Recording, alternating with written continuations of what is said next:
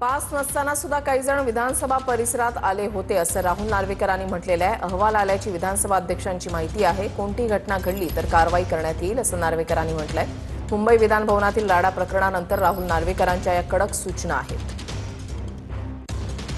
मान्य सदस्यांनी प्रवेश पास नसलेल्या व्यक्तींना विधान भवनामध्ये सोबत आणल्याबाबत मुख्य सुरक्षा अधिकारी यांनी माझ्याकडे अहवाल सादर केला आहे। अधिवेशनाच्या पहिल्या दिवस लक्षात घेता सन्मान्य सदस्यांची नावे जाहीर करण्यात मला उचित वाटत नाही। तथापि भविष्यात अशा प्रकरणाची पुनरावृत्ती घडल्यास त्या सन्मान्य सदस्यांची नावे सभागृहात जाहीर करण्यात येतील व त्याबाबत पुढील योग्य ती कारवाई करण्यात येईल। तरी सर्व सन्मान्य सदस्यांनी प्रवेश पास व सुरक्षा विषयक सूचनांचे पालन करून सहकार्य करावे। पुण्याच्या विश्रांतवाडीमध्ये 14 वर्षीय मुलीवर लैंगिक अत्याचाराची धक्कादायक घटना घडली आहे। बस स्टँडवर ओळख वाढवून अत्याचार केल्याची घटना आहे। या प्रकरणामध्ये आरोपीला पोलिसांकडून अटक झाल्याची माहिती आहे। या क्षणाची एक मोठी बातमी समोर येते। नागपूरमध्ये यशवंत स्टेडियम व्यतिरिक्त कंत्राटी कर्मचाऱ्यांचं बेमुदत उपोषण सुरू आहे।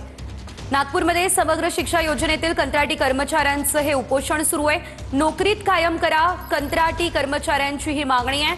भीक नको, हक्क हवा। आंदोलकांनी ही घोषणाबाजीही केलेली आहे। सरकारने कायम केलेला आहे। नागपूरमध्ये कंत्राटी कर्मचाऱ्यांनी हे बेमुदत उपोषण आता सुरू केलेलं आहे। पाहू शकतो आपण मोठ्या प्रमाणात गर्दी या ठिकाणी झालेली आहे आणि त्या दरम्यानची ही दृश्य। उद्धव ठाकरे यांच्या उपस्थितीत दुपारी जिल्हा प्रमुखांची बैठक होणार आहे। दुपारी 2 वाजता शिवसेना भवनात या बैठकीचं आयोजन करण्यात आलेलं आहे। ठाकरेंच्या उपस्थितीमध्ये दुपारी जिल्हा प्रमुखांची बैठक पार पडेल। 2 वाजता शिवसेना भवनामध्ये या बैठकीचं आयोजन करण्यात आलंय।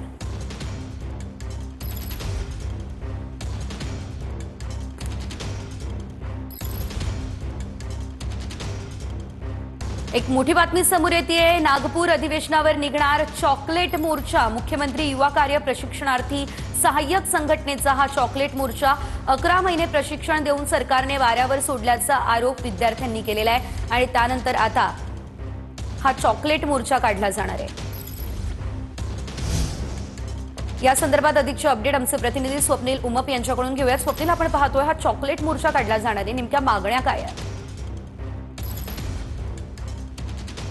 नक्कीच मुख्यमंत्री सहाय्यक प्रशिक्षणार्थी योजनेच्या माध्यमातून बेरोजगार आणि उच्च शिक्षित तरुणांना जे आहे ते नोकरी सरकार देणार होतं। त्यांना 11 महिन्याचं जे आहे ते प्रशिक्षण देखील देण्यात आलेलं होतं, परंतु प्रशिक्षण देऊन जे आहे ते संपूर्ण या तरुणांना वाऱ्यावर सोडल्याचा आरोप या मोर्चेकरांनी केलेला आहे। त्यामुळे चॉकलेट आंदोलन असं अनोखं आंदोलन या ठिकाणी केलं जात आहे।